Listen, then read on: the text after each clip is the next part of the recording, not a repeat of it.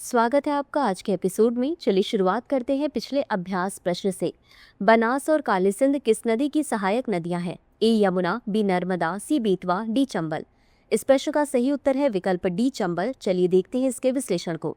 Chambal 960 kilometre लंबी नदी है जो विंध्य पर्वत, इंदौर, मध्य प्रदेश की उत्तरी ढलानों में सिंगार चौरी चोटी से निकलती है। यह एक बरसाती नदी है और इसका बेसिन विंध्य पर्वत श्रृंखलाओं और अरावली से घिरा हुआ है। चंबल और इसकी सहायक नदियां उत्तर पश्चिमी मध्य प्रदेश के मालवा क्षेत्र को जल प्रदान करती हैं। इसकी सहायक नदियों में बनास, काली सिंध और पार्वती शामिल हैं, अतः विकल्प डी सही है। तो चलिए शुरुआत करते हैं आज के एपिसोड की पहले प्रश्न से।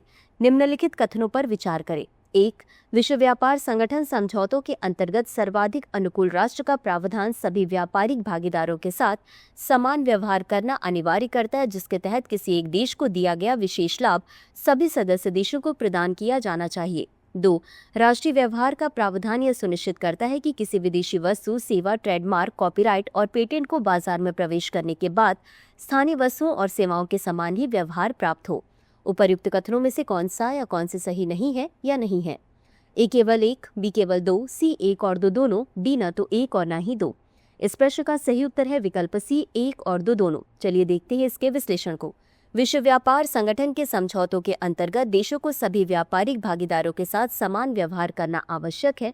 यदि किसी एक देश को कोई विशेष लाभ जैसे कम सीमा शुल्क दर प्रदान किया जाता है तो वही लाभ सभी अन्य WTO सदस्य देशों को भी प्रदान किया जाना चाहिए, अतः कथन एक सही है। राष्ट्रीय व्यवहार यह सुनिश्चित करता है कि विदेशी और स्थानीय नागरिकों के साथ समान व्यवहार किया जाए। बाजार में प्रवेश करने के बाद आयातित और स्थानीय रूप से उत्पादित वस्तुओं, साथ ही विदेशी और घरेलू सेवाओं, ट्रेडमार्क, कॉपीराइट और पेटेंट पर समान नियम लागू होते हैं, अतः कथन 2 सही है। अगला प्रश्न है, परिसीमन आयोग के संबंध में निम्नलिखित कथनों पर विचार करें। 1. यह एक उच्च स्तरीय 3 सदस्यीय निकाय है जिसके आदेशों को कानूनी मान्यता प्राप्त होती है और इन्हें किसी न्यायालय में चुनौती नहीं दी जा सकती। 2.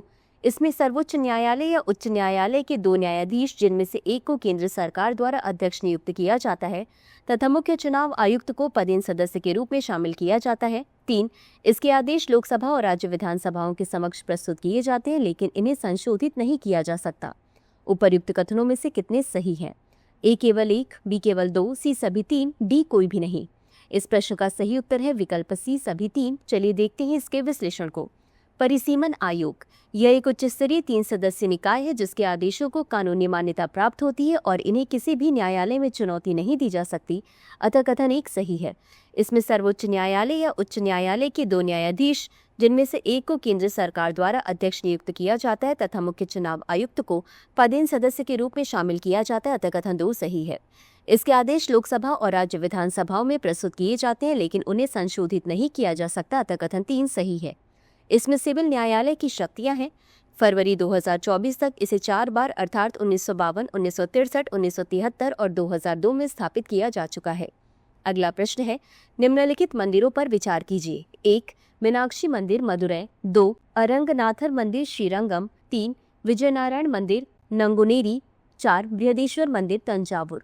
उपर्युक्त मंदिरों में से कितनों को पांड्यों का संरक्षण प्राप्त था? ए केवल एक, बी सिर्फ 2, सी केवल 3, डी सभी 4। इस प्रश्न का सही उत्तर है विकल्प सी केवल 3। चलिए देखते हैं इसके विश्लेषण को। पांड्यों द्वारा संरक्षित मंदिर मीनाक्षी मंदिर मदुरै, अरंगनाथर मंदिर श्रीरंगम, विजयनारायण मंदिर नांगुनेरी, लक्ष्मी नारायण मंदिर अथुर। तंजावुर में स्थित बृहदेश्वर मंदिर का निर्माण चोल शासक राजराज चोल प्रथम द्वारा लगभग 1010 ईस्वी में कराया गया था। यह भगवान शिव को समर्पित है और चोल वंश के स्थापत्य कला की उत्कृष्टता को प्रदर्शित करता है, अतः विकल्प सी सही है। अगला प्रश्न है, ग्रेट इंडियन बस्टर्ड की IUCN रेड लिस्ट स्थिति क्या है? ए कम चिंताजनक, बी निकट संकटग्रस्त, सी संकटग्रस्त, डी गंभीर रूप से संकटग्रस्त। इस प्रश्न का सही उत्तर है विकल्प डी गंभीर रूप से संकटग्रस्त। चलिए देखते हैं इसके विश्लेषण को। ग्रेट इंडियन बस्टर्ड की IUCN रेड लिस्ट स्थिति गंभीर रूप से संकटग्रस्त है। राजस्थान का राज्य पक्षी ग्रेट इंडियन बस्टर्ड भारत का सबसे गंभीर रूप से संकटग्रस्त पक्षी माना जाता है। यह विश्व स्तर पर उड़ने वाले सभी भारी पक्षियों में से एक है तथा यह मुख्य रूप से राजस्थान के थार रेगिस्तान में पाया जाता है। कम संख्या में यह गुजरात, महाराष्ट्र, कर्नाटक और आंध्र प्रदेश में मिलते हैं, अतः विकल्प डी सही है। अगला प्रश्न है, DRUM या dynamic route planning for urban green mobility web app के संदर्भ में निम्नलिखित कथनों पर विचार करें। 1. इसे IIT खड़गपुर द्वारा विकसित किया गया था। 2. इसका मुख्य उद्देश्य उपयोगकर्ताओं को वायु गुणवत्ता और ऊर्जा दक्षता के आधार पर मार्गों का चयन करने की अनुमति देना है। उपर्युक्त में से कौन सा या कौन से कथन सही है या सही है? A केवल 1, B केवल 2, C 1 और 2 दोनों, D न तो 1 और न ही 2। इस प्रश्न का सही उत्तर है विकल्प C 1 और 2 दोनों। चलिए देखते हैं इसके विश्लेषण को। IIT खड़गपुर की एक टीम ने शहरी हरित गतिशीलता के लिए डायनामिक रूट प्लानिंग या DRUM वेब ऐप विकसित किया है, जो उपयोगकर्ताओं को वायु गुणवत्ता और ऊर्जा दक्षता के आधार पर मार्ग चुनने की सुविधा देता है। DRUM ऐप 5 मार्ग विकल्प प्रदान करता है, जिनकी गणना वास्तविक समय की वायु गुणवत्ता और यातायात डेटा का उपयोग करके की जाती है। सबसे छोटा मार्ग, सबसे तेज मार्ग, वायु प्रदूषण से न्यूनतम जोखिम, न्यूनतम ऊर्जा खपत मार्ग, सुझाया गया मार्ग, सभी 4 कारकों का संतुलन, अतः विकल्प C सही है। अगला प्रश्न है, वर्ष 1899 में ब्रिटिश औपनिवेशिक शासन के खिलाफ उलगुलान या महान उपद्रव आंदोलन किसने शुरू किया था? A Sidhu Murmu, B Birsa Munda, C Tantia Bhil, D Alluri Sitaram Raju.